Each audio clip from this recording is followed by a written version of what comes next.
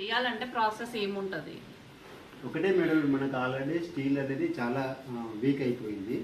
Temporary కోసం ఏంటంటే దాని ఫస్ట్ ఎక్కడైతే లూజ్ పార్టికల్ ఉందో లూజ్ పార్టికల్ మొత్తం రిమూవ్ చేయాలి. ఫస్ట్ మన స్లాబ్లో ఎక్కడెక్కడ లూజ్ పార్టికల్ మొత్తం క్లియర్ చేసి, క్లియర్ చేసిన తర్వాత ఎక్కడ డస్ట్ అనేది లేకుండా మొత్తం నీట్గా డస్ట్ మొత్తం రిమూవ్ చేసి, ఏదైతే వీళ్ళు వాటర్ ప్రూఫింగ్ వాళ్ళు చేస్తున్నారో ఆ వాటర్ ప్రూఫింగ్ వాళ్ళు చేసేటప్పుడు జాలీ కొడతారు కదా, జాలీ కొట్టేసిన తర్వాత ఈపీ మెటీరియల్ దొరుకుతుంది, బాండింగ్ మెటీరియల్ దొరుకుతుంది, కాంక్రీట్ బాండింగ్ మెటీరియల్ వరకు.